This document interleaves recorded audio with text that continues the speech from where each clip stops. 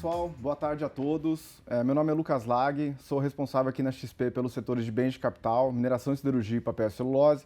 E hoje vamos tocar aqui mais um Super Clássicos da Bolsa de 2025, né, esse evento que é uma série de lives com o objetivo de ajudar vocês a entender melhor os setores da Bolsa e trazendo aqui, né, a visão de analistas e gestores para discutir melhor aqui as perspectivas e tendências para os setores nos quais temos cobertura aqui no Research da XP. Não deixe de curtir o vídeo e compartilhar o link com os outros investidores. Para esta live tem aqui comigo o João Parente, da ZQuest, e o João Peloia, da AlphaKey. Então, primeiramente, queria agradecer aqui os dois, João, né, para tocar esse debate aqui com a gente e deixar um tempinho aqui para a apresentação de vocês dois também, mas já muito obrigado aqui por toparem aqui o convite. Beleza. Boa.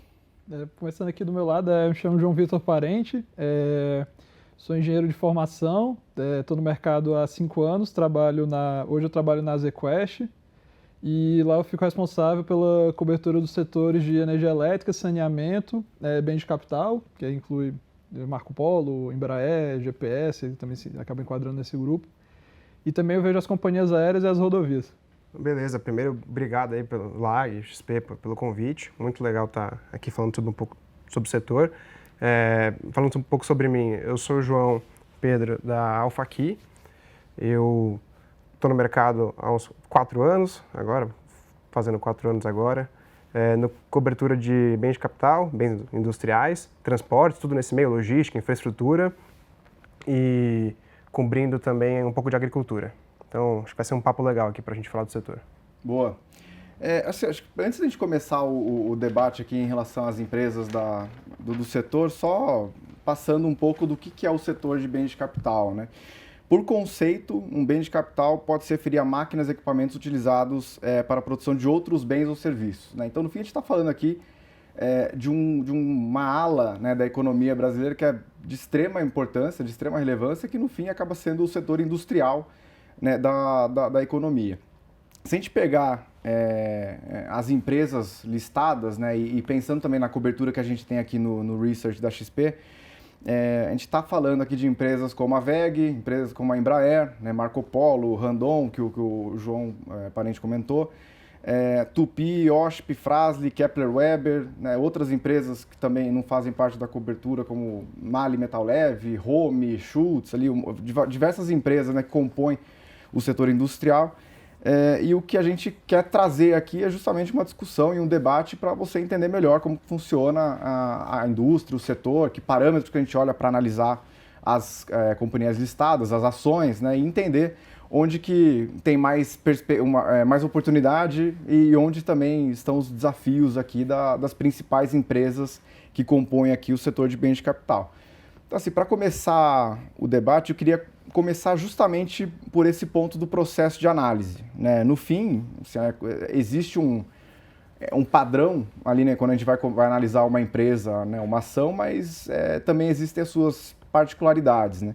Então, assim, quando a gente vai analisar uma empresa, né, você tem algumas métricas mais, vamos dizer, padronizadas, né, que a gente acaba olhando, uma rotina, né, do processo de análise que a gente acaba seguindo também, mas eu queria, né, deixar o João Parente e o João Peloia também, dado que estão na ponta, né, como investidores ali fazendo o processo de análise e de tomada, né, de decisão em relação aos investimentos das empresas do setor, eu queria começar esse debate perguntando para vocês o que vocês fazem na hora de analisar as empresas, né, e tentar entender justamente o que é mais específico, né, ao setor de bens de capital que vocês acabam olhando e o que é mais geral, né? Então, estava falando com o João Parente antes aqui, né? Você tem acho que um framework ali, né? De um padrão, né? Uma rotina de análise que vocês têm lá na ZQuest. Se puder compartilhar um pouco como que vocês fazem esse processo. Não, claro. E ouvir também um pouco do Peloia também nesse início aqui do debate. Não, perfeito. Lá na ZQuest a gente gosta muito de seguir a ideia aqui do roadmap, né? E o que é que consiste assim por trás do roadmap, né? E aí a gente tem que dar aqui alguns passos atrás, né? Assim, quando a gente vai analisar uma empresa, assim, evidentemente a gente sempre vai estar olhando assim, as principais métricas, são meio que padrões, né? O price to earnings, que é o famoso PE, o EV/EBITDA, o Dividend Yield, a gente pode olhar o upside pelo DCF, a gente pode olhar um cálculo da TIR, usando o múltiplo de saída. Seriam métricas numéricas que a gente vai olhar, né? Mas a gente nunca olha apenas um número meramente isolado, né? A gente tem que sempre estar olhando o contexto da empresa. E aí, aqui no setor de indústrias, né, de capital goods, sim, tem dinâmicas que são muito importantes, né? Por exemplo, dinâmica de expansão ou contração de margem, a dinâmica do backlog dessas empresas, como que está a saúde desse backlog, se é um backlog que está alongado, se está um backlog que está mais encurtado.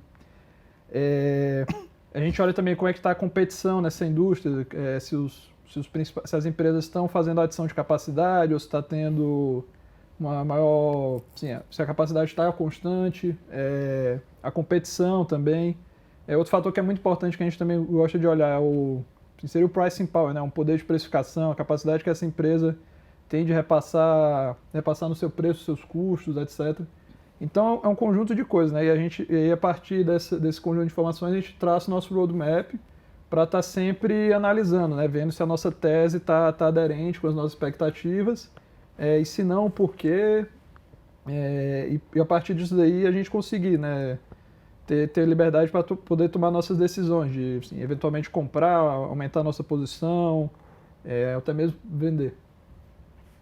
E vocês, na Alpha aqui, seguem um processo parecido? Muito parecido. Acho que a gente tem também um mapa de lista, uma lista de coisas, né, que a gente precisa ter checado antes de fazer um investimento. Então, acho que isso é super relevante, né, de, por exemplo, entender a indústria, a empresa, ter contato com a empresa, contato com competidores, às vezes com fornecedores, esse contato com os outros analistas, né, ter diferentes opiniões de pessoas que são investidores, de pessoas que não gostam, por vezes da ação que a gente está comentando, que a gente está pesquisando. E aí, uma vez feito tudo isso, feito um modelo financeiro, a gente começa a tomar nossas decisões, né? Uma vez tendo checado essa lista de entender barreira de entrada, de entender competitividade, de entender o que a gente espera que vai acontecer daqui para frente com relação à margem, retorno. E acho que é muito do que o João falou, né? Muito parecido em métricas, né? A gente olha muito para margem, expansão de margem, para retornos, né? Para retorno sobre capital investido, acho que isso é super relevante. Para métricas de valuation, a gente acompanha preço sobre lucro, a gente acompanha EV/EBITDA, faz diversos modelos para ter uns cheques de onde que a gente pode estar errando, né? Mas acho que, de jeito mais geral, assim, é um processo muito parecido. É mais de tentar estar atento em tudo. E outro ponto que eu acho relevante também é que, principalmente na nossa indústria, de bens industriais aqui, né, no nosso setor, tem muito dado de setorial, né? Então, isso eu acho que é um negócio legal também, que a gente pode acompanhar. Então, quando a gente está olhando para a Randon, por exemplo, tem dado de venda de caminhão, de venda de implemento, na Marco Polo tem venda de carroceria, de ônibus, na Embraer tem os competidores que dá para acompanhar também, tem número de aviões que são vendidos, que é na lista de pedidos. Tem muito dado que ajuda a gente, né, a formar uma opinião, a fazer projeção, a entender como que o setor está caminhando, né? Isso ajuda muito, isso que é muito legal, muito importante para a gente. Eu acho que, até antes de entrar nas principais oportunidades aqui do setor, é importante entender para onde vai a economia, né? Porque eu diria que bens industriais, né, até de uma forma conceitual, é um setor que acaba sendo bastante cíclico, né?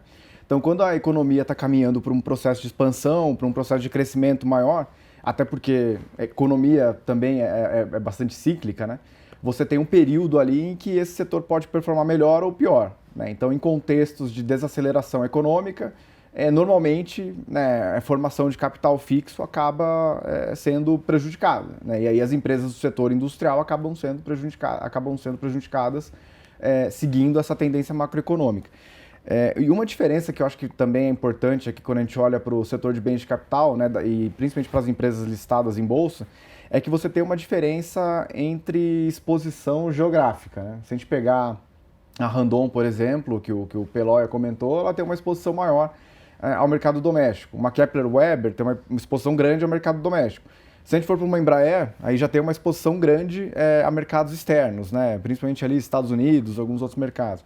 WEG tem uma exposição mais balanceada ali, mas com uma exposição também grande a outros mercados fora do Brasil.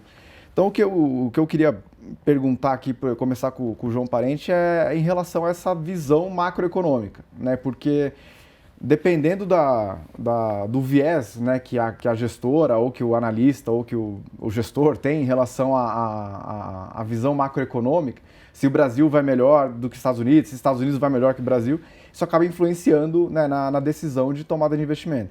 Então, João, qual que é a visão de vocês hoje em relação à macroeconomia, né, pensando na influência que isso tem para a tomada de decisão e investimento no setor de bens de capital? Não, claro. Hoje a gente está com, sim, hoje a gente está com uma posição que a gente poderia dizer um otimista, porém cauteloso, né? A gente tem tido sinais, né, de um eventual arrefecimento na inflação, possíveis sinalizações de futuros cortes de juros. Então, com isso, a gente acabou aumentando muito a nossa exposição a nomes domésticos. Assim, seria essa daí a visão macroeconômica do nosso time de equities. E vocês, Peloia, na Alpha aqui, tem uma visão... Acho que parecido, se a gente não tem, por exemplo, um viés de ter uma parte do portfólio relevante, por exemplo, dolarizado, com empresas dolarizadas, no nosso setor, como o Lag falou, né? Tem muitas empresas que a gente poderia comprar que tem receita, grande parte da receita, ou majoritariamente a parte da receita, como a Embraer, por exemplo, em dólar, né? Mas não é esse o nosso mandato, mas na nossa cabeça, né? A gente também tem muitas posições em economia doméstica, e acho que muito porque a gente não olha para a bolsa, assim, sei lá, como Ibovespa, por exemplo. A gente pega uma porção de empresas que a gente enxerga que tem alguma simetria de retorno, de valuation, de revisão de lucros para frente, e aí a gente compõe o portfólio com essas empresas. E aí, com essas empresas, a gente tem um viés mais positivo mesmo tendo esse ponto de economia doméstica, né? E até pensando um pouco mais em macro, né? Falando, você comentou, por exemplo, do cenário macro, isso é relevante, acho que tem boas sinalizações, né? Daqui para frente, até nesse curto prazo, como o João falou de arrefecimento de inflação, uma expectativa de corte de juros no final desse ano. Acho que no final tem que ajudar o mercado, né? Ajuda as empresas que são endividadas, ajuda no custo de capital, isso é super relevante para a bolsa, até para o nosso setor também, com certeza. E tem os outros fatores também, né? Dólar mais fraco, atrai investimento para o Brasil, a alocação de bolsa nas mínimas históricas, que a gente tem de série de fundos locais, de investidores até pessoa física, e aí tem espaço para vir mais investimento para a bolsa. Eu acho que, por exemplo, juros cair deve ser um gatilho para isso acontecer. Acho que é super relevante. Aí, fora isso, tem o que eu falei no início, né? De empresas resilientes, uma porção de empresas que estão num momento muito bom, com valuations atrativos para a gente. Então, dito tudo isso, dá para compor o portfólio, assim, com empresas de economia local, doméstica, né? Boa.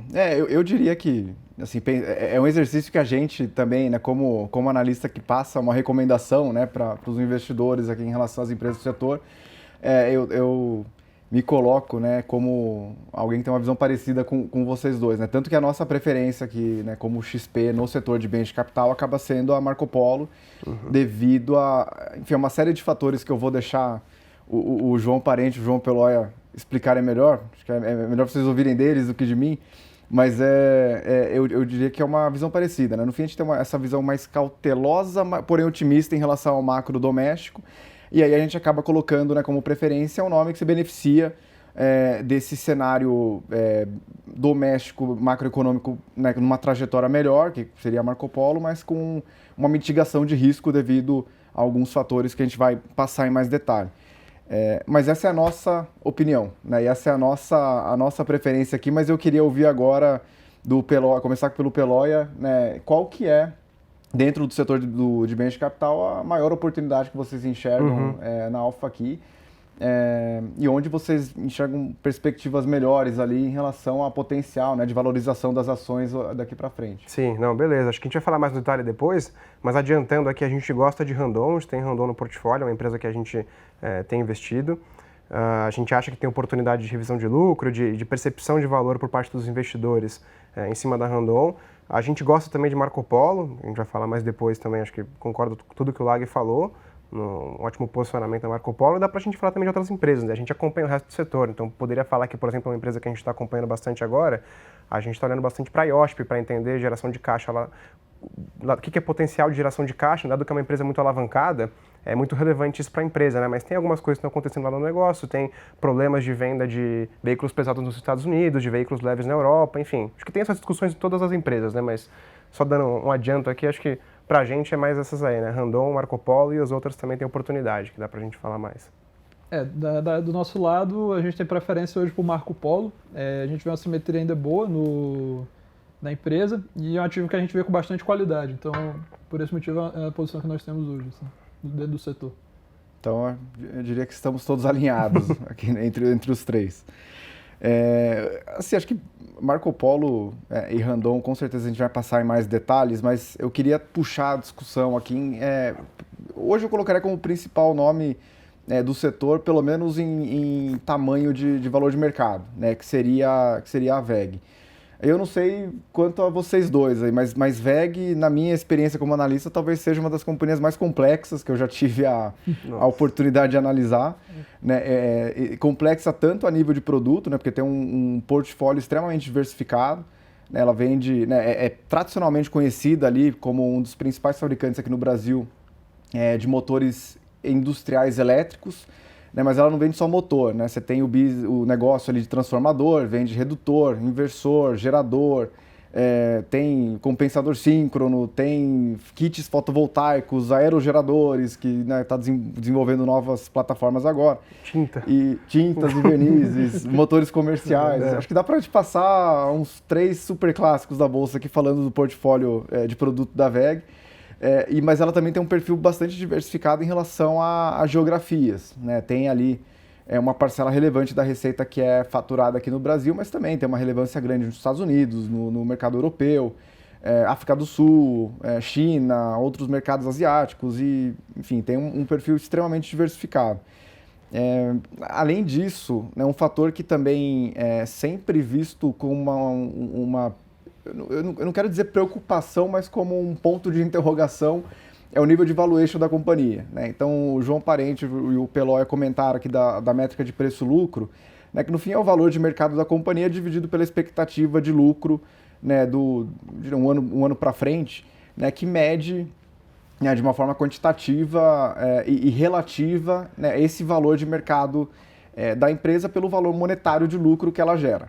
Né? E quando a gente olha para essa métrica de valuation, no caso da WEG, frequentemente ela é vista como cara, né? Porque é uma ação que negocia um múltiplo, né, de preço-lucro que é normalmente visto como alto.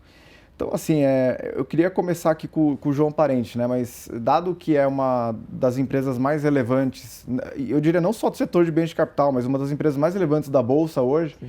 Como que você avalia aí as perspectivas da empresa, né? Se tem oportunidade, se tem mais desafio, mais preocupação do que oportunidade, e qual que é a sua visão hoje para a tese de investimento da WEG? Não, claro. Acho que um ponto importante sobre a tese de WEG também nas outras de bens de capital, né? A gente entender que a empresa ela teve um shift, né? Ela teve uma mudança assim, do patamar dela, tanto de margem quanto de retorno, né, no pós-pandemia. Isso também aconteceu com o WEG, também com o Embraer, também aconteceu com o Marco Polo. Então, assim, de fato, sim, a empresa que sempre negociou com múltiplos altos, nos últimos tempos esse múltiplo expandiu, mas ele teve um motivo, né, para essa expansão de múltiplo. Mas para tentar explicar esse ponto assim, do valuation. Mas acho que, assim, olhando a história da WEG, assim, é uma empresa muito boa, assim, é uma empresa que a gente para pensar, assim, olhando a WEG contra os outros pares globais, por exemplo. A WEG aqui tem uma das maiores margens, né? Hoje a WEG opera com sua margem EBITDA próxima dos 22%. A WEG ela tem hoje cerca de 44% da receita dela está exposta a uma super tendência, né? Um super ciclo que é o ciclo de T&D. Aqui eu estou colocando o Brasil e global, né? Que é basicamente Estados Unidos, que eu faço referência, que ela atende pelas suas plantas ali do México. Isso é uma tendência que, assim, parece ser um ciclo que vai ser muito mais longo, né? Os Estados Unidos ele está passando por uma mudança na forma como é o seu grid, né? A sua infraestrutura de transmissão e distribuição de energia. Por causa de data center, por causa da inserção de energias renováveis na sua matriz. Por causa disso, o país está precisando ficar mais interconectado, né? Diferente do Brasil, os Estados Unidos ele ainda não é interconectado e ele também por muito tempo teve um grid que ficou subinvestido, porque você não via muito crescimento na carga, seja por eficiência energética, basicamente por eficiência energética. Então a gente tem visto essa nova super tendência dessa demanda por investimentos em T&D, né, transmissão e distribuição lá nos Estados Unidos, e assim, a gente vê as empresas com backlogs, assim, a gente vê concorrentes da WEG com backlog deles contratados até 2028, 2030, a capacidade adicional vai acabar só entrando ali por 26 e 27, então a gente vê a WEG exposta a esse ciclo muito positivo em transmissão e distribuição, tanto nos Estados Unidos como aqui no Brasil, né? Aqui no Brasil, por exemplo, vai estar previsto agora para outubro desse ano um leilão de transmissão para adição de capacitor síncronos lá no Nordeste, para poder escoar essa energia renovável aqui para o Sudeste, que é o nosso centro de consumo.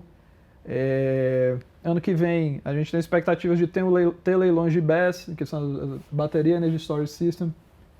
Então a gente também tem boas perspectivas para a VEG, tanto aqui quanto lá fora.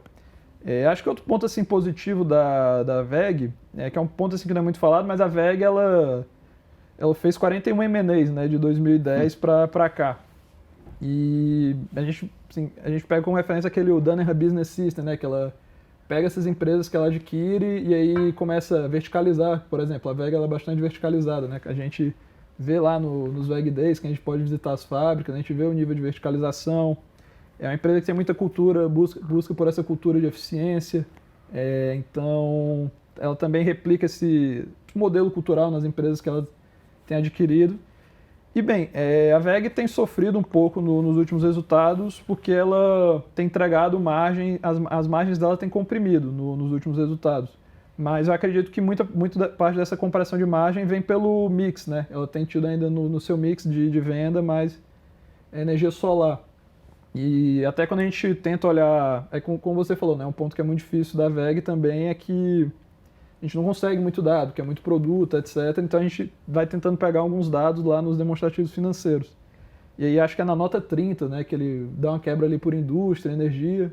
A gente vê que onde a solar a parte que fica alocada para solar, você realmente vê que tem tido essa contração na margem. Só que isso aí, com o tempo, isso aí deveria ir sumindo no mix, nos próximos resultados. E além disso, já deveria entrar o próprio turnaround, né, da Regal, dos ativos que ela adquiriu da Regal. Então, assim, é um ativo que a gente gosta muito, assim, a gente vê muita qualidade, mas assim, a gente entende que tem esses desafios, né? Desafio do mix, o desafio do próprio turnaround da Regal, o crescimento em EI também é um desafio que a VEG vai enfrentar, como que isso vai se dar no ambiente de tarifas.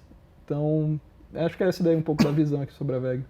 Eu acho que tentando trazer um pouco da nossa visão também, né? Mas o que eu vejo que é algo único, assim, muito raro que a gente acaba enxergando na VEG, é que ela consegue contrapor, né, negócios com ciclicalidades diferentes. Assim, você pega o TID, né, que o João comentou, que seria esse negócio de transmissão e distribuição, que ela atende basicamente com transformadores e subestações, né, que não é um produto particularmente novo, né, em relação à tecnologia, mas está com essa mega tendência hoje devido a esse aumento na demanda por energia, e aí principalmente nos Estados Unidos, né, puxado por data centers, inteligência artificial, etc. Então, tem negócios com uma mega tendência, né, o solar, por exemplo, cresceu significativamente ali entre 2020 e 2022. Né, hoje está com uma perspectiva de menor crescimento, né, até por isso que o João comentou, né, que ele deveria perder sua relevância aí ao longo dos próximos anos, dado que os outros negócios deveriam crescer mais. E unido a isso, ela tem, né, negócios mais tradicionais, mas com uma perspectiva mais cíclica. Né? Então, motor industrial elétrico, por exemplo, o maior mercado de motores industriais é o segmento de óleo e gás, né? Que aí vai depender em parte do preço de petróleo, e o preço de petróleo segue uma dinâmica de crescimento econômico global. Né? Então, você tem essa ciclicalidade no negócio também, mas, né, combinada com outros negócios com uma mega tendência ali de crescimento. Então é um ativo raro, né? Eu diria que é um ativo escasso, assim, que a gente enxerga na VEG por conta dessa dinâmica de receita que segue essa contraposição de negócios com tendências de crescimento distintas, né?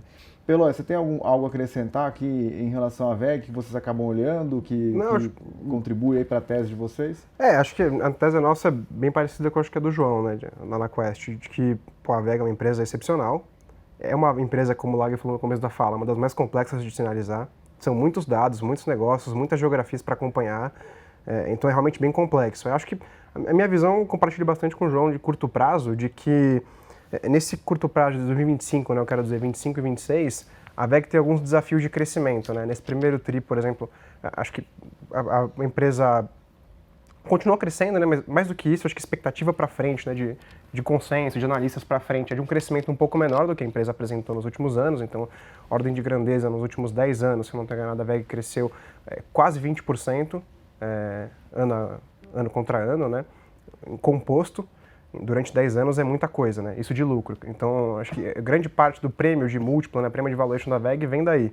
Mas nesse curto prazo, como o João falou, acho que a empresa tem algumas dificuldades de crescimento em equipamentos eletroindustriais aqui no Brasil, acho que muito por conta de momento macroeconômico aqui, por conta de país mesmo. Tem desafios de geração e distribuição fora do país. Acho que ano passado as pessoas que talvez tenham superestimado um pouco, né, o que seria esse efeito no mundo inteiro, não só na WEG, de infraestrutura para inteligência artificial, né, para data centers, enfim. Mas ainda assim a WEG se beneficia disso, né? Acho que até tem um ponto, eles estão trabalhando em expansões de fábrica para atender essa demanda nos Estados Unidos, que deve afetar o resultado da empresa, acho que perto de 2026, 2027 para frente. Então, tem avenidas de crescimento, mas acho que falta um pouco de conforto nesse crescimento por parte dos investidores, né? Então, eu falo, por exemplo, nossa visão na Alphakey, né? Como a gente falou no começo de processo de investimento, né? Tem uma lista de coisas que a gente precisa, eu digo checar, né? A gente precisa ter algum nível de conforto antes de fazer um investimento. Acho que na WEG falta isso, né? Principalmente o que falta pra gente, e eu acho que todo investidor que vai olhar para a WEG tem que pensar um pouco, é o nível de conforto que o cara tem com o crescimento da empresa, que a empresa continua crescendo nesses níveis, eu vou dizer até extraordinários para o Brasil, né? Pensando no grupo de empresas que a gente tem aqui. Então, o Lager falou, né, do preço sobre lucro da WEG, né? A WEG hoje a gente enxerga lá com projeção de lucro para 2026, negociando perto de 23 vezes, versus uma média de 6 a 7 vezes do resto do setor. O resto do setor eu digo das autopartes, né, das autopeças, tirando o WEG e Embraer da conta. Então, e esse prêmio é merecido, né, pelo crescimento e retorno mais alto da empresa consistente. Só que isso a gente está falando do que a empresa entregou, né? E para frente, acho que é onde a gente tem que criar esse conforto, é onde, no nosso caso, acho que a gente precisa criar mais, né? Esse conforto de que a empresa continua crescendo.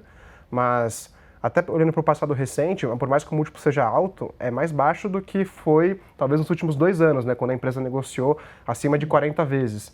Então, parece estar chegando num ponto que, a gente criando esse conforto, acho que está dando uma chance de entrar num preço bom, assim, em algum momento. Mas acho que falta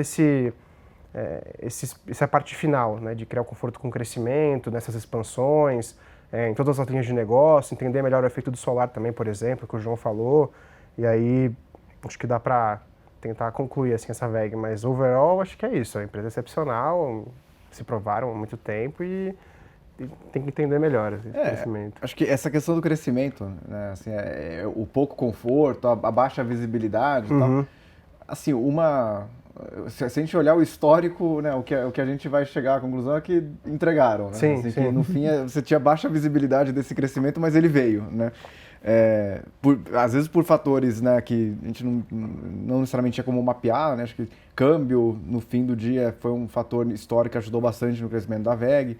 Os diversos M&As, né, aquisições que o João Parente comentou, como esse último mais relevante da Regal, né, que os ativos da Marathon, que são principalmente motores industriais e geradores ali, bastante relevantes, né, e bem posicionados nos Estados Unidos, mas teve, né, de fato, existiram diversos fatores que contribuíram para a entrega desse crescimento histórico. Nesse ponto acho legal, né, que você falou, por exemplo, eu tinha esquecido disso na Regal, né, acho que na WEG é super importante isso que o João falou de M&A, né, porque quando ele coloca para dentro, ele tem uma oportunidade relevante de fazer uma venda cruzada, né, de clientes, por exemplo, uma carteira de clientes que ele não tinha, ele adquire nessa empresa nova, ele oferece uma porção de produtos que esse cara não tinha acesso, talvez, não, que ele não tinha acesso ao cliente, melhor dizendo, né? Então, ele comprou um cara que ele vende motores industriais, ele pode vender agora talvez painéis solares, isso é super relevante para o curto prazo. E o ponto que você falou de câmbio, acho que agora é o contrário, nesse começo de ano, né? Vai um pouco contra, porque o real se valorizando contra o dólar, deveria ser um pouco pior para a WEG, dado que um pouco mais de metade da receita da empresa vem de fora, né? Então, quando converte de dólar para real, esse efeito reduz um pouco o crescimento de lucro, mas é mais um efeito de curto prazo, né? Então, acho que, por isso que eu tinha comentado, nesse curto prazo talvez não seja tão claro as coisas, e aí a gente tem que olhar mais para o longo prazo, só que aí, como a gente estava comentando, né? Super complexo, para ver o tamanho da empresa, linha de negócio, enfim. Acho que vai em linha também com aquele primeiro debate em relação à visão macroeconômica para frente, né? Porque Sim. se a gente tem uma visão macro melhor para o Brasil, né, e de um dólar eventualmente mais fraco estruturalmente, papéis exportadores com uma alta exposição de receita a dólar acabariam sendo mais prejudicados ou menos beneficiados nesse contexto, né? E aí a WEG se encaixa como uma empresa altamente beneficiada por um real mais fraco, né? Quando o dólar, quando, né, o câmbio real acaba depreciando, isso é muito favorável para a WEG, dada essa exposição alta, né, que ela tem de receita a mercados dolarizados como os Estados Unidos, que acaba sendo o principal mercado fora do Brasil para a WEG. Mas agora eu queria puxar a discussão para outra ação e outra empresa que eu colocaria como icônica aqui para o Brasil, que é a Embraer, né? Acho que não tem como a gente falar do setor industrial, principalmente com um formado no ITA aqui, né, que conhece tão bem aí a Embraer. Eu acho que não tem como a gente passar nessa discussão sem falar da Embraer. Com o perdão do trocadilho aqui, né? Mas as ações decolaram nesses últimos anos, né? Apresentaram uma alta aí de quase 350% desde 2023, né? Desde o início de 2023, e também sendo um dos principais destaques do Ibovespa nesse período. Aí eu queria começar com o Peloia. Acho que Peloia, a Embraer também tem a sua complexidade de análise, né? É um setor extremamente global, né? E diferentemente, né, do que as pessoas podem achar a primeiro momento, né, a Embraer não é só uma empresa de aviação comercial, né, tem todo o negócio ali de aviação executiva, que está indo muito bem, por sinal, tem o segmento de defesa, principalmente com o C-390, que também está indo muito bem, e aí, né, uma divisão complementar ali de serviço que acaba abraçando ali essas outras divisões operacionais da companhia. Então, Peloia, qual que é a visão de vocês, né? Como que você enxerga o momento atual da Embraer? O que você acha que justifica essa alta toda nas ações, claro, né, nesses últimos anos? E quais os principais desafios aí que você enxerga para a empresa aí daqui para frente? Não, legal. Primeiro, ótima introdução. Acho que a Embraer eu acho muito legal pensar na Embraer como empresa brasileira, pensando que é literalmente engenharia aeroespacial e a gente compete de forma relevante, né, no cenário global assim, do setor. Então, super legal, né, o caso da Embraer. Mas assim, falando no seu último ponto, né, do porquê que a Embraer subiu de forma tão relevante nos últimos tempos, eu acho que se deve muito a uma série de fatores, né, mas eu diria que grande parte dos investidores, até pouco tempo, acho que tinha muito essa percepção, como o Lag comentou, de que a empresa tinha só aviação comercial dentro da empresa, que é um negócio que vinha tendo resultados piores, né? Eu diria, até pensando contra o passado e contra as outras linhas de negócio, com margens apertadas, com número de entregas baixo. Foi um negócio que foi muito afetado durante a pandemia, onde a gente não sabia quando que as viagens iam voltar, se as viagens comerciais de avião iam continuar do mesmo nível, né, de volume de viagens, aviões, enfim, número de pedidos que a Embraer ia ter, enfim. Passado tudo isso, e também um ciclo de investimento relevante que a empresa teve nos últimos 10 anos em diferentes projetos que não estavam resultando em receita nesses últimos 10 anos, mas agora, eu diria a partir de 2023, acho que é justo falar, a gente começou a ver mais resultado disso, principalmente na defesa. A empresa começou a recompor margem e recompor retorno. E aí com diferentes linhas de negócio. Não só a aviação comercial, que começou a melhorar sequencialmente, ainda que seja pouco, mas acho que os principais linhas de negócio que começaram a surpreender o mercado foi a aviação executiva, que a Embraer tem um portfólio forte de produtos e tem uma presença relevante de produtos em algumas classes de aviação executiva, chega a ter mais de 20% de participação de mercado nos jatos vendidos. Tem a unidade de defesa lá dentro, que tem muitas coisas lá, tem um avião cargueiro, né, o C-390, para missões civis e militares, tem caças, tem muita coisa de tecnologia lá, acho que tem muita coisa de satélite, lá tem coisa de rastreamento, enfim, tem muita coisa dentro da empresa. E tem também a unidade de serviços, acho que às vezes até eu esqueço, muita gente esquece, que é outra unidade muito boa, em questão de margem, resiliência de receita. Hoje está num momento bom também de oferta e demanda de serviços, onde tem muita demanda pelos serviços de manutenção de aeronaves, e acho que a oferta é muito reduzida, até porque a oferta de peças também é reduzida, existe um gargalo, né, no fornecimento de peças nas empresas que fornecem as peças, né, para produzir, para questão de logística também. Então, muita coisa acho que conversou de forma positiva para resultar no que é a Embraer hoje, né, como a gente está vendo, que é uma empresa muito mais sólida, com retornos mais altos, com margens maiores também, não o que eram as margens, por exemplo, de 5, 6, 7 anos atrás, muito mais apertadas. E aí a ação acompanha isso, né? A ação acompanha a revisão de lucro e a ação também acompanha a desalavancagem da empresa, né? Que era uma empresa bastante alavancada na pandemia. E aí a empresa foi gerando caixa até um ponto hoje que a empresa pode pagar dividendos, que a empresa pode investir em novos projetos, coisa que era difícil de pensar 5 anos atrás, por exemplo. Então acho que muita coisa conversou para a empresa ficar bem redonda. Aí, dito tudo isso, o que é a nossa visão, Analfa? O que é a minha visão que eu gostaria de posso passar aqui, né? Acho que tudo isso está muito bem precificado. Acho que as pessoas colocaram isso na conta. Então, por exemplo, analistas financeiros, como o Lag aqui da XP, colocou no modelo financeiro dele toda essa melhora, margens melhores, mais entrega de aeronaves comerciais, mais entrega de aeronaves de aviação executiva, entregas de defesa também, crescimento de receita na unidade de serviços. Então, tudo isso as pessoas já colocaram nas expectativas. Então, hoje eu acho que a Embraer está muito melhor precificada do que ela estava 2 anos atrás, do que ela estava 5 anos atrás. E aí, dito isso, a gente não vê uma barganha, não vê uma assimetria relevante na Embraer. A gente acha que tem outras oportunidades, que a gente vai falar mais depois de algumas outras empresas, mas acho que é mais esse ponto. Não acho que não é que a gente não gosta de Embraer, acha ruim, mas é mais questão de assimetria, oportunidade e de relação ali que a gente vê de retorno contra risco, né? Quer complementar, João? Não, acho que o João Peló ele falou muito bem, né, dos pontos, assim. Acho que, até pegando um termo que você usou para VEG, que foi muito da nossa visão, né, do nosso investimento em Embraer, lá na ZQuest, a gente via muito realmente esse valor, né, de scarcity value, né, esse valor de escassez que tinha na Embraer. E muito disso, de fato, vinha pelos seus todos os seus 4 segmentos, estavam em momentos muito bons, né. Assim, defesa, assim, a gente com esse aumento dessas tensões geopolíticas nos países, a própria plataforma do KC você recebendo ordens ali dos países lá do NATO, e aí, enfim, vai puxando outras ordens. O produto é um produto que teve um time muito bom, que hoje o seu concorrente é um avião ainda de turbohélice da década de 50.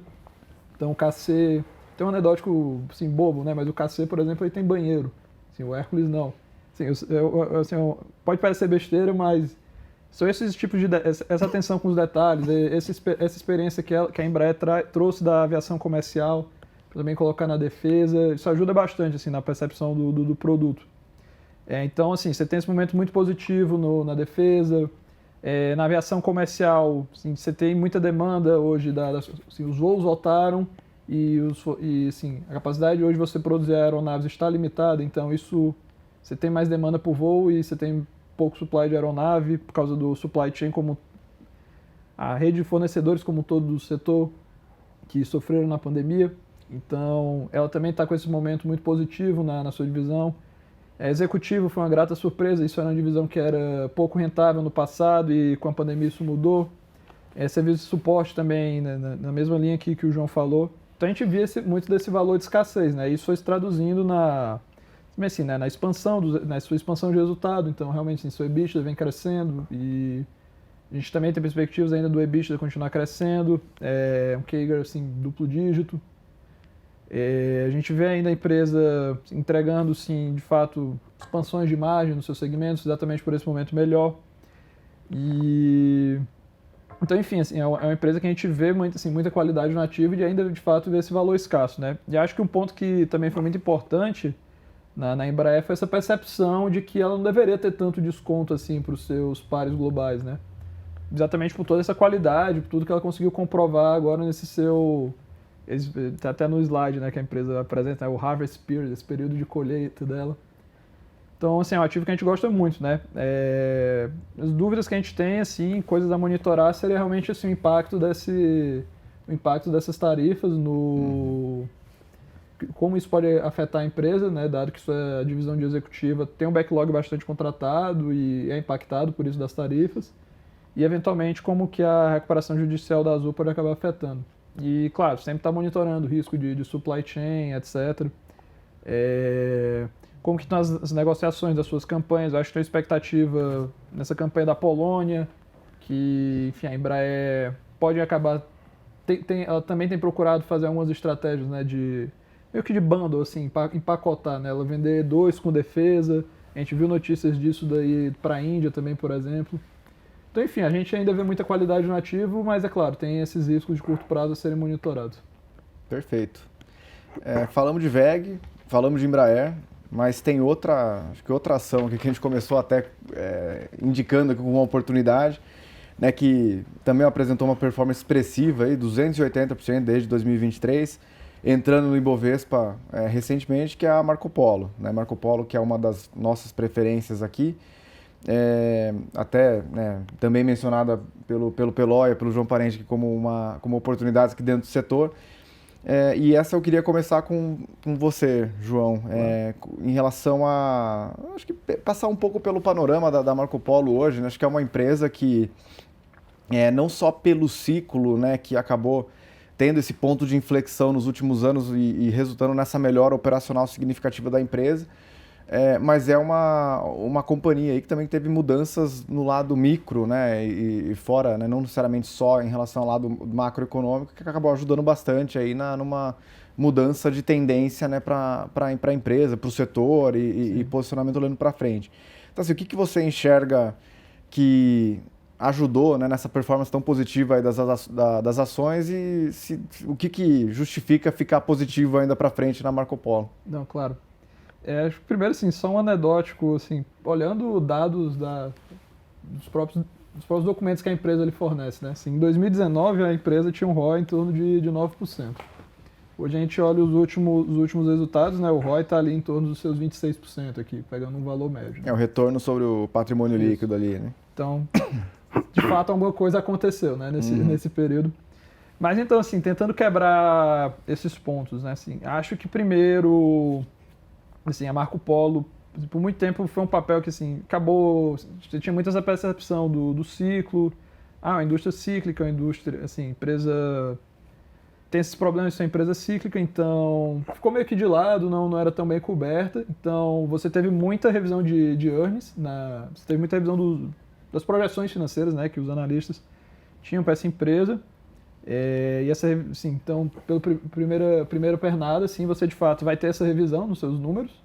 Isso se deu muito pela sua expansão de margem, melhoria na precificação, a própria dinâmica da indústria, que eu vou entrar um pouco mais para frente. E também, né, com essa expansão do retorno, a empresa também acaba merecendo deveria negociar um nível de múltiplo mais alto, né? Então, assim, tentar explicar essa performance da empresa.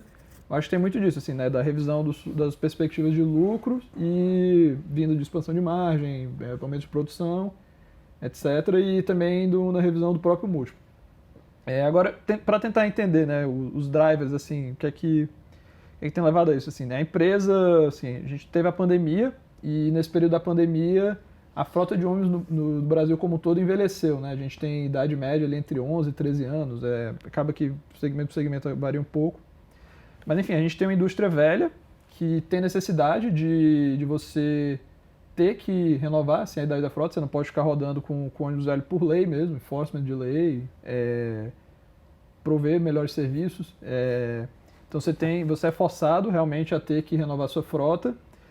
E as empresas do setor, elas adotaram uma postura mais racional, né, na sua questão de capacidade produtiva. Porque muitas dessas empresas, né, elas no passado ali sofreram bastante. Então, elas também foram mais racionais na questão de adição de capacidade. E tanto que você pode acompanhar isso vendo os próprios níveis de produção da indústria. É que nem o Pelói citou anteriormente, né? Isso é um dado que a gente pode acompanhar, por exemplo, pela Fabus. E bem, então a gente vai ter assim, demanda por ônibus crescendo, por esse driver de envelhecimento de frota e a produção mantida. Então isso cria um ambiente muito positivo para Marco Polo. Além disso, né, eu também olho as empresas aéreas, e as empresas aéreas, sim, as três agora passaram ou estão passando por recuperação judicial, e no caso do Chapter 11 lá nos Estados Unidos. E bem, isso acaba também levando essas empresas aéreas a terem que subir os preços das passagens. Isso se reflete no preço das passagens, e isso leva assim, as empresas aéreas a terem que ser mais racionais também em precificação. E aí a alternativa para isso acaba sendo o transporte rodoviário. E bem, a gente vê isso também se refletindo nos demonstrativos financeiros das próprias viações, que a gente pode consultar as que estão disponíveis. E a gente vê que as viações, de fato, elas têm melhorado a sua saúde financeira, expansão de margem, redução da alavancagem. E bem, isso também acaba sendo outro driver positivo, né, pela demanda de rodoviário. E a Marco Polo conseguiu também ter um produto que se encaixou muito bem. Assim, é um produto que ele é visto com muita qualidade. Quando a gente faz uma coisa que a gente também faz bastante é fazer cross-checks, né, com os participantes da indústria. Então, a gente conversa com viações, eu conversei com pessoas que trabalham nesse meio e, de fato, o produto da Marco Polo é muito bem visto como um produto ele é visto como um produto premium. que tem o produto com qualidade. Então, isso também ajuda a Marco Polo, né, nessa percepção de valor. Então, assim, a gente tem uma dinâmica muito positiva a gente vê essa dinâmica muito positiva em rodoviário. Acho que outro ponto também importante, né, na volta do governo atual, assim, no governo passado também teve, né, mas a gente começou a ter o retorno do programa Caminho da Escola, que é um driver importante para Marco Polo, que, enfim, ela vai entregar nesse ano 2.500 ônibus e a própria empresa falou, né, tem perspectivas de a gente ter um pregão para o próximo, no final desse ano, início do ano que vem, que seria mais demanda por ônibus para ela estar produzindo. E a gente tem uma demanda assim, muito maior, né, por ônibus para poder atender o programa de Caminho da Escola. A gente vê os seus negócios internacionais, né, assim, a Marco Polo também está replicando o seu playbook Brasil. Então, o que é que eu quero dizer com esse playbook Brasil? Né? A Marco Polo reviu muito assim, sua estratégia de precificação, reviu sua estratégia de produtividade de fábrica, dimensionamento das próprias fábricas. Né? A Marco Polo fechou fábricas ao longo dos últimos anos. Então, também tem aplicado esse mesmo playbook de eficiência nos seus negócios lá fora, né? Na Austrália, por exemplo. Isso também tem vindo nos resultados. Né? A Argentina também tem sido uma grata surpresa, que é onde ela acaba produzindo os ônibus aqui, exportando para a Argentina, que dá uma margem muito positiva. Então a gente ainda vê assim, uma dinâmica muito positiva para a Marco Polo, uma empresa, assim, dos meus números, né, eu vejo negociando em torno de 6 vezes lucro, com um dividend yield ali nos seus 8%. Então é um nível que eu acho que é bastante atrativo para a Marco Polo. E bem, acho que, de maneira geral, acho que é isso, assim, a visão que a gente tem do case. Deixar para o Peloy também, mas um paralelo que eu gosto de fazer é comparar com a indústria de caminhões, né? Assim, você pega 2020, lá pós-pandemia, no contexto de pandemia, né? Câmbio, né, o real tinha depreciado bastante, o preço de commodity agrícola estava bem alto, né? E a produtividade do produtor rural, ali, a rentabilidade do produtor rural estava bem alta. Então, teve muito investimento em maquinário agrícola e caminhão, em implemento rodoviário e tal, que vendeu bastante ali entre 2020 e 2021. Entre 2020 e 2021, o frotista, né, que o João comentou, que acaba sendo o cliente ali da Marco Polo, estava numa situação financeira extremamente fragilizada, né, porque não tinha como fazer tantas viagens por conta das restrições impostas ali pela pandemia. E aí veio 2022, né, essas restrições começaram a arrefecer, o frotista começou a voltar a ter uma situação financeira mais saudável. E aí em 2023, com essa situação financeira saudável e com a frota envelhecida, né, dado que não teve renovação de frota nos períodos ali de pandemia, aí ele voltou a investir em equipamento, em ônibus novos, né, nova frota e tal, para renovar esse ativo dos frotistas. Então, entre 2020 e 2021, teve muita venda de caminhão, por exemplo, mas não teve muita venda de ônibus. Essa venda de ônibus, né, com essa dinâmica, né, que começou a ficar novamente mais saudável para o frotista, né, ocasionou quase que uma postergação de ciclo ali, que né, essa frota voltou a ser renovada a partir de 2023, 2024, e aí a gente viu, né, isso se refletindo em resultados melhores ali de receita, rentabilidade e retorno por parte da Marco Polo. Né?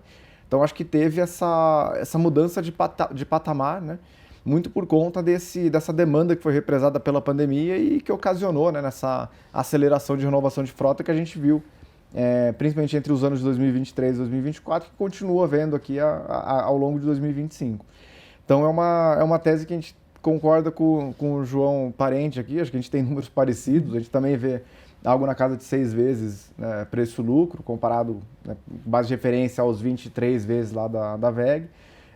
Esse dividend yield na casa de 8%, 9%. É uma empresa que acho que é importante mencionar que é desalavancada, né? Então, num contexto de juros altos, ela acaba sendo menos impactada, né? E com, de um lado técnico, favorável também, né? Porque como ela acabou de entrar, né, faz pouco tempo que ela entrou no Ibovespa, acho que muito mais investidores passaram a olhar o nome e isso abre novos bolsos, né, de investidores ali para uma ação como a Marco Polo. Você tem eu só tinha mais um ponto lá, desculpa, até peço desculpa pro João, não sei se ele ia comentar, mas acho que tanto também, assim, a gente vê esse momento positivo, né, tanto em WEG, Embraer, Marco Polo, né, e acho que um ponto importante também é por que não está tendo tanta adição de capacidade, né, assim, dado que são indústrias tão boas, né, assim. E aí isso é uma coisa que a gente também está sempre mapeando, né? Assim, o grande problema que a gente tem, por exemplo, de Marco Polo, por exemplo, é mão de obra, assim, você treinar uma pessoa, assim, é um processo extremamente artesanal, você fazer a carroceria de um ônibus, então isso requer tempo, você trazer essa eficiência para a fábrica. Para a VEG, assim, uma fábrica de transformadores demora 2 anos para você ser construída, que também requer mão de obra específica, que também está em falta, uma mão de obra que, por exemplo, assim, é cara, então por isso que a VEG mantém no México, não nos Estados Unidos. Embraer também você tem essa mesma questão em serviço de suporte, por exemplo. Não é simples construir uma carroceria. Você tem algum ponto a complementar? Putz, vocês foram tão completos aí. Eu só queria falar, esse ponto que o João falou, acho que é super importante, né? Porque quando a gente fala, por exemplo, de preço sobre lucro, o preço é dado, né? Mas é muito relevante que a gente tenha uma confiança na expectativa de lucro. Eu acho que na Marco Polo, onde a gente cria essa confiança, é justamente nesse ponto de oferta e demanda. Como o João falou, tem vários pontos de oferta muito positivos, né? Seja no ônibus urbano para renovação, que a idade média é muito alta, seja no rodoviário, onde o produto alternativo fica muito caro e aí o ônibus fica muito atrativo para o consumidor, né, de viagem. Tem o Caminhos da Escola. E aí no ponto que o João falou de oferta de carroceria de ônibus, acho que onde a gente tem que se atentar um pouco é, por exemplo, como foi o último ciclo, né? Que foi ali o último ciclo de adição da capacidade, né? Que foi ali perto de 2013, 2014, de empresas montando fábricas, adicionando turnos. Lá acho que era um outro momento, né? Que as empresas tinham uma posição de caixa melhor, não estavam tão alavancadas. A Marco Polo é desalavancada, mas tem muitos competidores que ainda estão numa situação difícil, né? De alavancagem, de endividamento. Tem um problema de mão de obra, que para adicionar um turno hoje é mais difícil, porque precisa de mão de obra qualificada para fazer o serviço de montar uma carroceria. Então, a gente não vê tanto esse risco de uma adição de capacidade relevante que leve o preço da indústria, o preço das carrocerias para baixo, né? E aí também bata no volume. Então, isso dá um certo conforto na projeção que a gente tem nessa premissa de preço-lucro. Além de, no meio do caminho, ter um carrego positivo de dividendos, né? Então, estando investido na ação, a gente enxerga ali próximo disso também, né? 8 a 9% para o ano que vem. E tem mais alguns dividendos que devem ser pagos até o final desse ano, de 25%. Então, o carrego é bom. Então, enfim, a gente gosta também. Então, estamos alinhados. Boa. A gente falou de ônibus aqui, mas acho que vale, até para pensando no último tópico aqui que eu queria trazer para o debate, saindo um pouco de ônibus, indo para caminhões, mas continuando em Caxias do Sul, ali, né, que a gente tem também 2 empresas que fazem parte da nossa cobertura, né, que estão aqui imersas no setor de bens de capital, que são a Randon Corp e a Fras-le Mobility. Né? Então, acho que diferentemente da Marco Polo, que está majoritariamente exposta ao segmento de ônibus, né? A Randon acaba sendo, eu diria que é quase uma holding ali com diversos negócios embaixo do seu guarda-chuva. Né? Acho que é tradicionalmente vista como uma fabricante de implementos rodoviários, mas você tem diversos outros negócios ali, né? Incluindo até a Fras-le, né? Que é uma das subsidiárias aqui da Randon, em que ela detém 53%, mas com até um modelo de negócio diferente. Então eu queria passar para o Peloia, que até mencionou a Randon como uma das principais oportunidades aqui dentro do setor. Sim. Se você puder comentar, né? Mas assim, ao longo dos últimos anos a Randon mudou bastante o perfil de receita, né? Até Sim. pelo crescimento expressivo ali que a gente viu da Fras-le, né? Que tem um perfil bastante diferente da ciclicalidade que a gente normalmente vê na Randon. Aí eu queria perguntar para você qual que é essa tendência daqui para frente, né? Pensando não só no setor, mas na Randon em si, né? E também se você puder fazer um paralelo, né, da Fras-le nesse contexto e como que a Fras-le se encaixa na estratégia da Randon, acho que é um bom panorama aqui para a gente entender um pouco melhor ali essa ação que a gente também, pela XP, enxerga como uma oportunidade aqui dentro do setor. Claro, não, legal.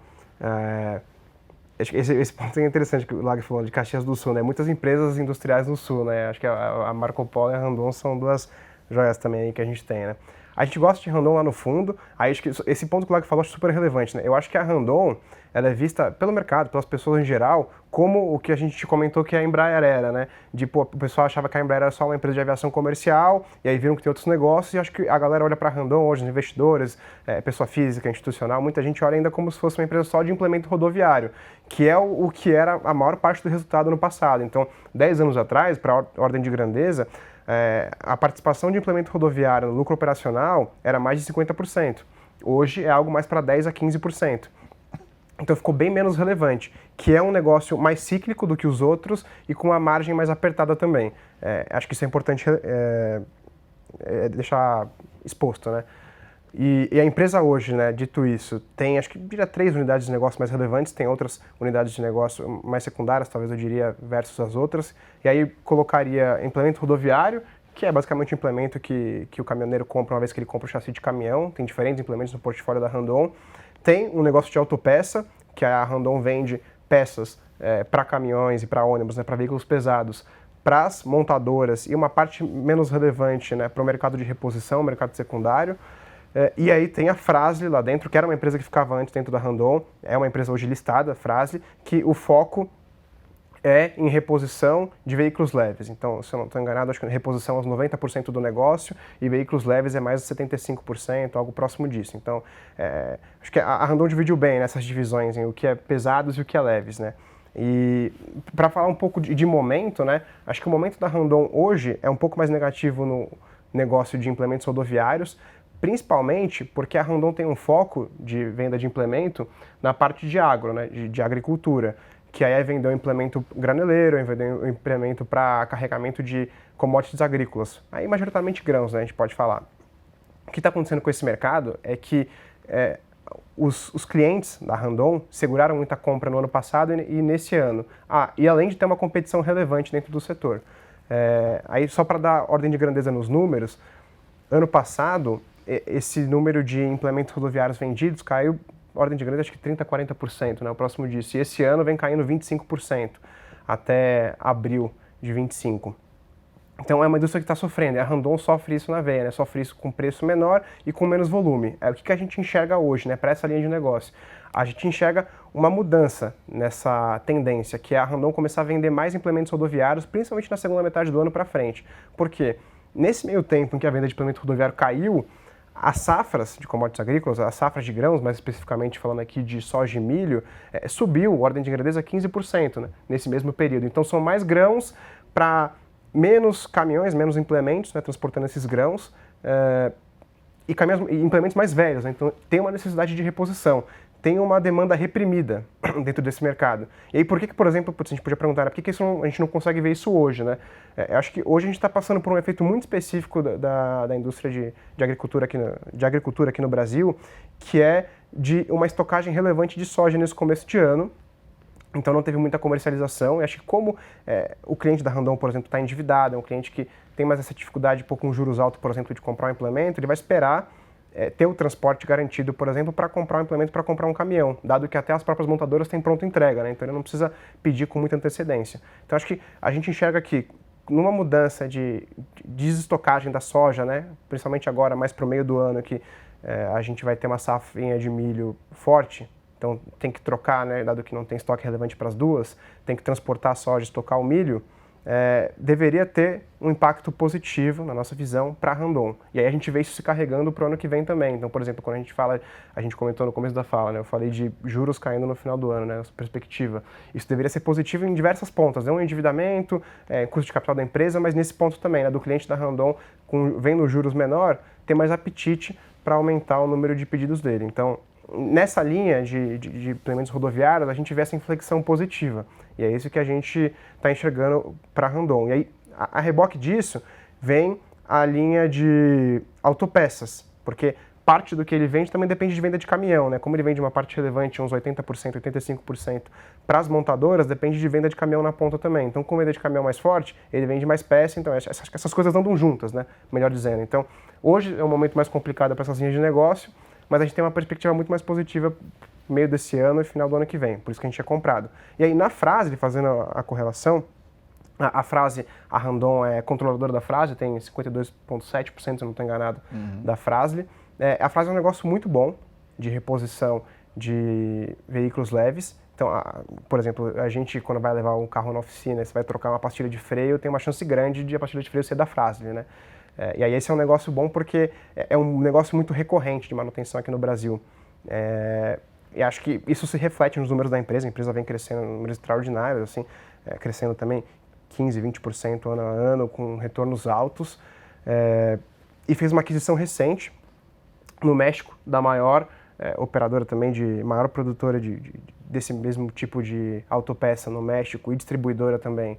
Então a Fras-le ganha relevância fora do país e acho que tem que integrar, né, essa empresa lá dentro, tem que entregar as sinergias que eles comentam que eles conseguem e já entregaram em outras empresas, enfim, a Fras acho que é uma empresa muito redonda, né? E acho que, o cara que está assistindo isso podia se perguntar, por que não investir em Fras, né? Por que o cara está comprado em Randon e não na Fras, né? Acho que é muito por a gente ver que o valuation da Fras, ela é muito mais bem precificada do que a Randon. Então, como a gente está falando de múltiplo, né? A Fras, a gente enxerga negociando num múltiplo perto de 14 vezes no ano que vem, 18 vezes nesse ano e 25, então é um múltiplo muito mais alto, que implica em maior crescimento, em maior retorno, então a gente acha que está muito bem precificado, e a gente vê a Randon perto de Marco Polo a 6 vezes em 2026. Então, pensando nessa perspectiva de valuation, de múltiplo, a gente vê uma simetria positiva para estar comprado na Randon. Além de que tem um ponto também que a gente olha, que não é tão prático, mas acho que é relevante em perspectiva de valor, que é em valor de mercado das empresas, né? A Randon hoje vale perto de 3 bilhões de reais na bolsa, a Fras é um 7,2, 7,3. Então, aí 52% disso, a participação que a Randon tem dentro da Fras vale a mercado uns 3,8 bilhões de reais. Ou seja, se um cenário hipotético em que a Randon vendesse toda a participação que ela tem na Fras, acho difícil isso acontecer pelo preço que a empresa tem, para a Fras ser uma ótima empresa, eles vão continuar lá dentro, mas um cenário hipotético para pensar em como precifica isso, se eles vendessem tudo, eles ganhariam 3,8 bilhões de caixa, com a empresa valendo 3. Ou seja, o valor implícito da Randon sem a Fras é 800 milhões de reais negativo. A gente acha que isso está errado, né? Acho que tem uma discussão bem relevante que poderia explorar em outro fórum de quando isso deve acontecer, né, de timing disso, mas a gente acha que isso corrige em algum momento, pelo menos parte disso corrige, e aí como as pessoas começam a ver o valor da Randon. E acho que um gatilho para isso é o negócio de implemento começar a ir melhor, né? Começar a operar com margens melhores, a crescer mais receita, a empresa retomar ganho de participação de mercado, e as pessoas vão acompanhar mais a empresa, resultados melhores, vão apresentar lucros melhores. Isso tudo é relativamente conservador, eu diria, né? Porque a gente, nas nossas premissas, não coloca, por exemplo, a empresa dobrando de margem ou dobrando de receita, por exemplo. Acho que é só uma recuperação do ciclo pior do que foi 2 anos atrás. Então, acho que é muito essa visão que a gente tem de recuperação de resultado com um valuation relativo bom, e pensando nas duas aí, Randon e Fras, acho que a gente acha que está errado, né, o preço da Randon. Resumindo, é isso, né? A simetria de valuation, né? Assim, você tira esse valor que sobra os 800 milhões negativo, mas ainda dentro dessa parcela da Randon tem lá 1,3 bi, que é os 20%, os 80% precificados do negócio de consórcio seguro que ela vendeu para o Patria. Esse ponto é relevante, né? A Randon vendeu uma participação no business de consórcio e avaliou o consórcio inteiro a 1,6 bi, né? Como ele falou, é só essa participação que a Randon detém ainda, que é 80% disso, é 1,3, né, também, que se fosse vender a mercado, né, se tivesse alguém interessado, por exemplo, em comprar o resto. E acho que tem também olhar o histórico, né? Essa é uma empresa que opera, eu nem sei quantos anos agora, né, de existência da empresa como consolidada, mas são de muitas décadas, né? Passou muita crise, né? Passou muita crise. E aí, quando a empresa, por exemplo, tinha a Fras muito pequena lá dentro, histórico recente, a Randon chegou a valer 4, 5 bilhões de reais, né? Sem a Fras, né? Então, acho que tem uma simetria relevante aí de recuperação disso, né? Acho que é de entender essas alavancas, entender essas dinâmicas e aí entender também o quanto vale alocar de investimento nisso, né? Ajustado ao risco, dado que realmente é uma empresa que hoje não está no melhor momento, a gente espera essa melhora, então, mas tem um risco implícito nisso. Acho que as grandes oportunidades de bolsa, de ações, no fim, é quando você pega um ponto de inflexão no ciclo, né? E acho que a Randon, a gente estava falando no começo, né? Visão macro, né? Acho que Randon é um bom papel para se estar posicionado se você tem alguma convicção, alguma confiança de que o ciclo macroeconômico no Brasil vai virar, né? Então, redução de juros, crescimento econômico, inflação controlada e tal, e Randon é um cavalo aí que se beneficiaria bastante desse ponto de inflexão. Só esse ponto, acho que concordo completamente. Acho que até pensando em alocação de portfólio, a gente como fundo, até investidor pessoa física, acho que faz todo sentido, né? Pensar nessa alocação numa parcela do portfólio que você está mais otimista, acho que a Randon encaixa nesse grupo de, você está mais otimista com o Brasil, com o macro geral, de adicionar esse risco na sua carteira, porque a gente tem essa inflexão muito positiva e você pode pegar uma virada relevante aí, igualzinho, exatamente o que o Lag falou. Concordo 100%. Tem algum ponto? Acho que o único ponto, assim, foi muito completa assim, a explicação de você, do João do Pelóio. Acho que assim, um ponto só que eu acho muito interessante da Fras-le é a sua capacidade no M&A, né? A Fras-le, ela tem é que eu gosto de usar essa analogia, né, da GPS. A GPS também é uma empresa que eu também olho, né, empresa de serviços, e ela faz M&As, e aí quando ela aplica, enfim, modelo de gestão, captura suas sinergias. O múltiplo percebido dessa transição cai bastante, né? E a frase faz exatamente isso. Nas suas aquisições, né? Sua última aquisição na Europa, por exemplo, o múltiplo percebido da aquisição no ano seguinte caiu quase que pela metade, se eu não me engano. Então acho que isso é um ponto também muito interessante, né? Reforçando quão bom é o ativo da frase. Sim. Acho que do meu lado seria isso, assim, para complementar. E contracíclico, né? Porque, assim, no fim a gente está falando bastante de ciclicalidade, de visão macro, tal, mas a frase acho que tem um perfil justamente contracíclico, né? Porque quando você tem muita venda de carro novo, por exemplo, que segue a ciclicalidade, no fim é o oposto para a frase, né? Que ela se beneficia justamente de um envelhecimento de frota, né? Que aí com o envelhecimento de frota você vai comprar ou vai estar menos apto a comprar um carro novo, vai fazer mais manutenção do seu veículo e aí com essa maior manutenção ganha, né? A frase acaba se beneficiando. Então tem um perfil contracíclico que se beneficia justamente em momentos de desaceleração econômica.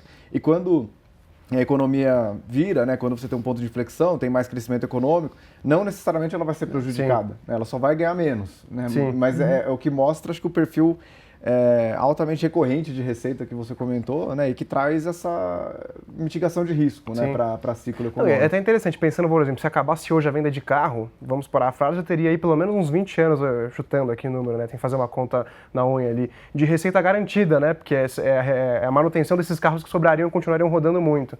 É super interessante esse negócio da frase, é muito bom, cara.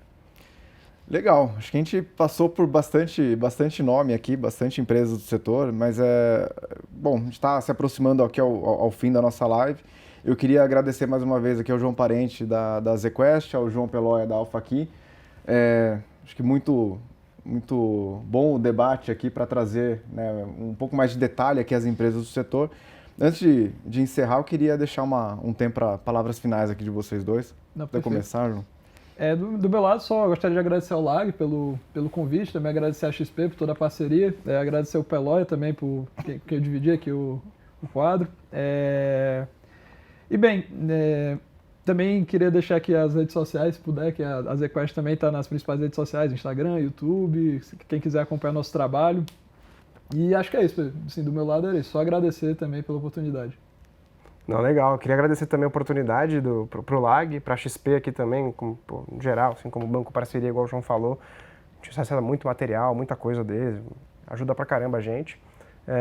Obrigado pela conversa aqui, valeu pela conversa, João.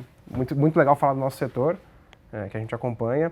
E acho que pegar o gancho do João também, compartilhar pro pessoal, acessa as redes Alpha aqui também, LinkedIn, tem no Instagram, é relevante, dá pra ver performance no site, tem carta, tem podcast do gestor, enfim. Tem muita coisa interessante também para aprender. Boa. Isso aí para pegar. Não, legal.